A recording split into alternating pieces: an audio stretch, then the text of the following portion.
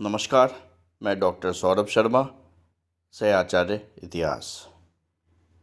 आज के इस YouTube वीडियो में हम लोग समुद्रगुप्त की उपलब्धियों के द्वितीय भाग का अध्ययन करने का प्रयास करेंगे। इससे पूर्व में हमने समुद्रगुप्त की उपलब्धियों को अध्ययन की सुविधा की दृष्टि से दो भागों में विभाजित किया था। प्रथम भाग का अध्ययन हम लोग विस्तार से कर चुके हैं। आज उसी क्रम को आगे बढ़ाते हुए भाग 2 का अध्ययन करेंगे।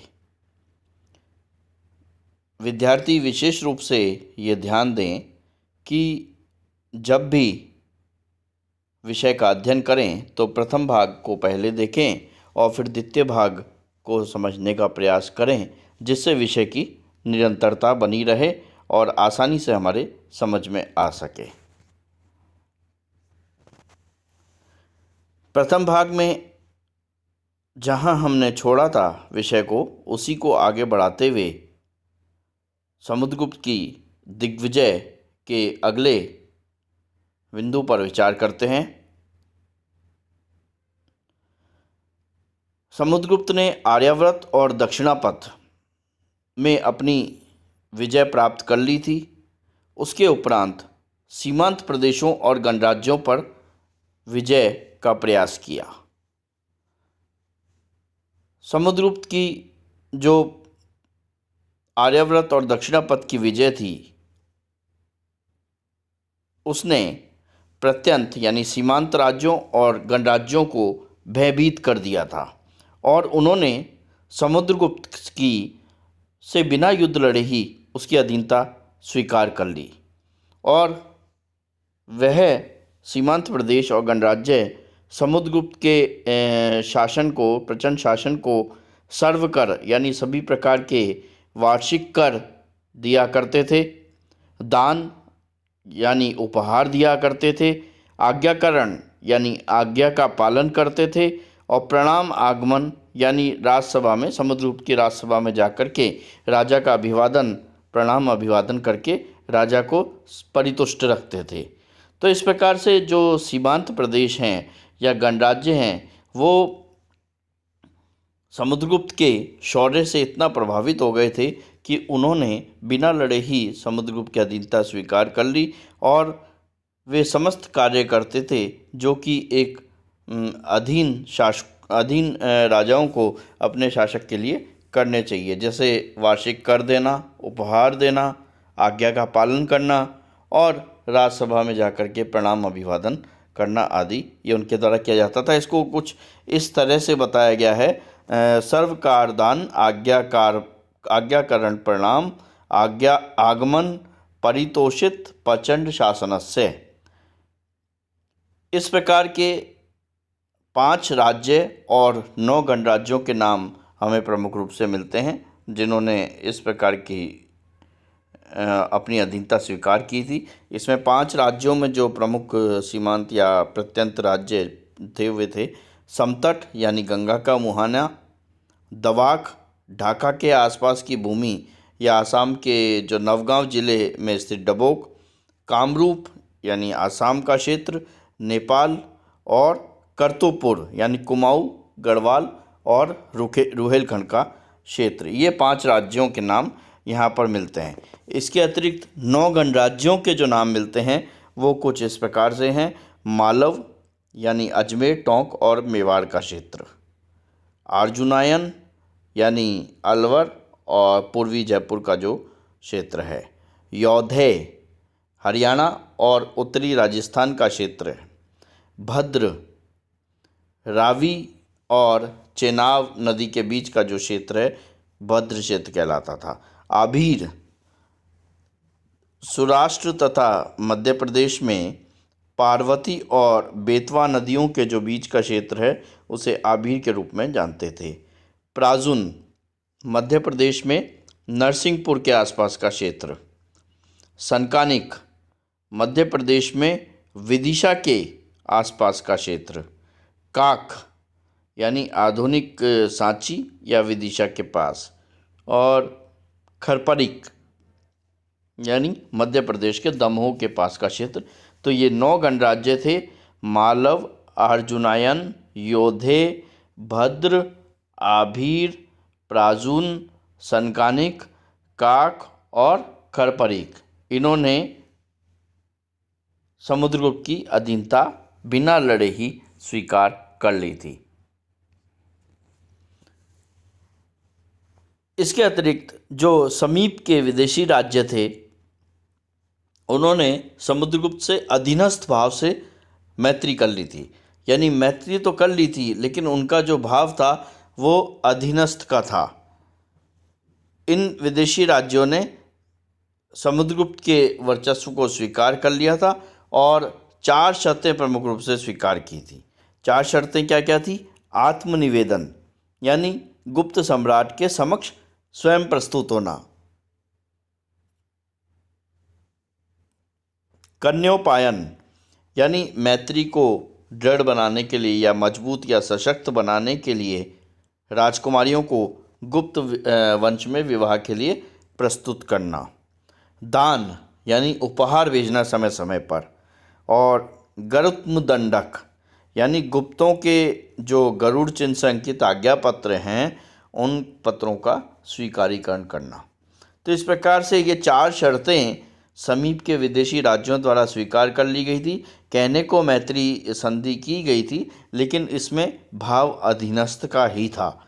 तो ये 4 शर्तें आत्मनिवेदन, कन्योपायन, दानम और गरुत्मदंडक इन राज्यों ने स्वीकार कर ली थी। इन शर्तों से यह मालूम होता है कि समुद्रगुप्त का विदेशी पड़ोसी राज्यों से बराबर का मैत्री संबंध नहीं था, जैसा कि हम अभी बात कर रहे थे, बल्कि विदेशी राज्य जो हैं वो अधीनस्थ भाव से समुद्रगुप्त के अधीन थे। जिन विदेशी राज्यों ने इस प्रकार की अग्रलिखित जो शर्तें हैं वो स्वीकार की है, उनके नाम इस प्रकार से हैं। पहला है देवपुत्र शाही शाहानुशाही, यानी उत्तरवर्ती कुषाणों की शाखा थी, जो कि किदार कुषाणों के नाम से जानी जाती थी, और पश्चिमोत्तर भारत में जो पुरुषपुर या पेशावर है वहाँ पर राज्य कर रही थी। तो देवपुत्र शाही शाहानुशाही किदार कुषाणों की शाखा, जो कि पश्चिमोत्तर भारत में पुरुषपुर या पेशावर में राज्य कर रही थी, उसने ये शर्तें स्वीकार कर ली थी।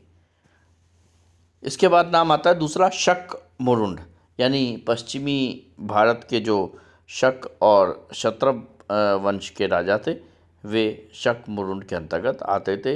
इन्होंने भी अधीनता स्वीकार कर ली थी, लेकिन मैत्री संबंध के आधार पर की थी।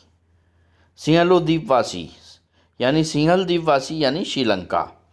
तो चीनी स्रोत के अनुसार लंका का इस समय राजा मेघवर्ण था, जिसने बहुमूल्य उपहारों के साथ समुद्रगुप्त के पास अपने अच्छे दूत भेजे थे। सर्वद्वीपवासी, इसमें तात्पर्य जो दक्षिणी पूर्वी एशिया के अन्य जो हिंदू उपनिवेश हैं उनसे अभिप्राय था। तो इस प्रकार से हम देखते हैं कि विदेशी शासकों के जिन्होंने अधीनस्थ भाव से मैत्री संधि की थी, उसमें देवपुत्र शाही, शाहानुशाही, शक मुरुंड, सिंहल द्वीपवासी, सर्वद्वीपवासी आदि के नाम प्रमुख रूप से उल्लेखनीय हैं। अब बात आती है कि समुद्रगुप्त की जो विजय थी, उस विजय का प्रभाव क्या हुआ। तो समुद्रगुप्त के विजय के प्रभाव को हम यदि आकलन करें तो 3 प्रमुख प्रभाव हमारे सामने स्पष्ट रूप से दृष्टिगत होते हैं। पहला प्रभाव है साम्राज्य स्थापना। समुद्रगुप्त ने अपनी दिग्विजय के माध्यम से एक विशाल साम्राज्य की स्थापना की, जिसमें आर्यावर्त और मध्य प्रदेश का जो क्षेत्र था वो प्रत्यक्ष रूप से सम्मिलित था। दूसरा, प्रभाव क्षेत्र की स्थापना, यानी ये जो क्षेत्र था जहाँ पर समुद्रगुप्त का प्रभाव क्षेत्र था, वह उसके प्रत्यक्ष साम्राज्य क्षेत्र की अपेक्षा काफ़ी अधिक था। इसके अंतर्गत हम यदि देखना चाहें तो दक्षिणापथ तथा पूर्व और पश्चिम में जो सीमांत प्रदेश हैं वो सम्मिलित थे। और तीसरा है मैत्री क्षेत्र। समुद्रगुप्त के जो शौर्य, साहस और युद्ध कौशल से आतंकित होकर कुषाणों, शकों, लंकों और अन्य द्वीप के निवासियों ने उसके साथ एक मैत्री संबंध स्थापित कर लिया था। तो ये मैत्री क्षेत्र के अंतर्गत हम इसमें देख सकते हैं। तो 3 प्रमुख प्रभाव हुए: साम्राज्य स्थापना, प्रभाव क्षेत्र की स्थापना और मैत्री क्षेत्र की स्थापना। अश्वमेध यज्ञ। समुद्रगुप्त ने अपनी दिग्विजय के उपलक्ष्य में अश्वमेध यज्ञ का अनुष्ठान किया था और जो समुद्रगुप्त के उत्तराधिकारी हैं उनके अभिलेखों में समुद्रगुप्त को उस अश्वमेध यज्ञ का पुनरुद्धार करता कहा गया है, जो कि चिरकाल से बंद हो गया था। इसके उपलक्ष्य में समुद्रगुप्त ने सोने के सिक्के भी प्रचलित किए थे, जिन पर यूप या जो यज्ञ स्तंभ है उसके सामने एक अश्व अंकित किया गया है। यानी यूप या यूप स्तंभ जो कि यज्ञ स्तंभ है उसके सामने एक अश्व अंकित किया गया है और इस प्रकार के सोने के सिक्के प्रचलित किए गए थे। इन सिक्कों पर अश्वमेध पराक्रम भी अंकित है। यानी जो समुद्रगुप्त है उसकी उपाधि अश्वमेध पराक्रम भी इन सिक्कों पर अंकित मिलता है।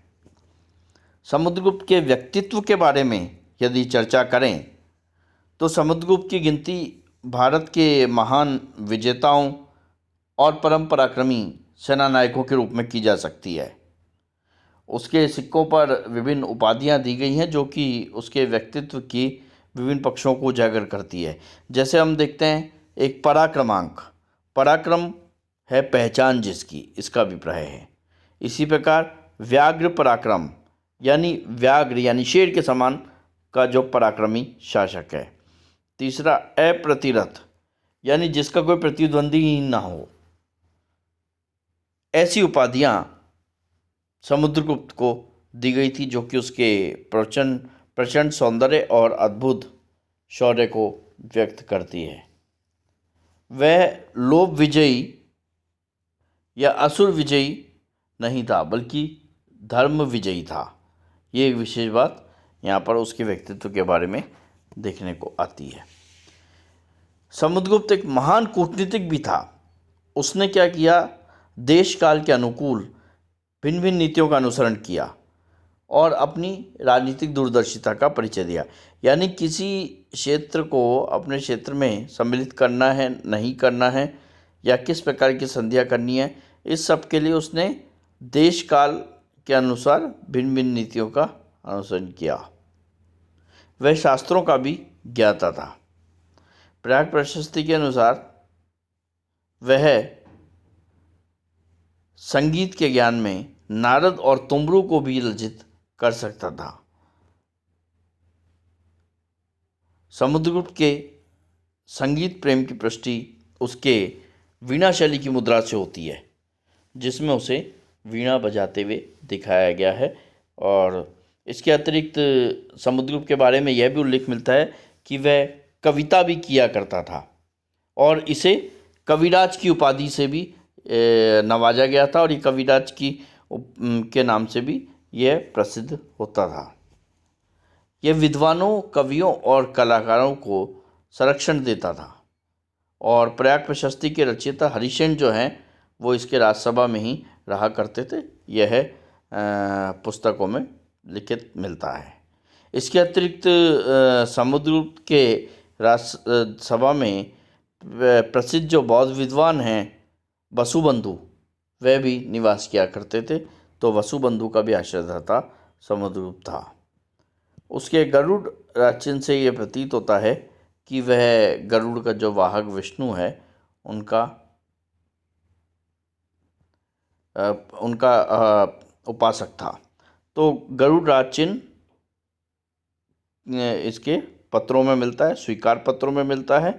उसके आधार पर गरुड़ वाहक विष्णु के भक्त के रूप में समुद्रगुप्त को माना गया है। धन्यवाद।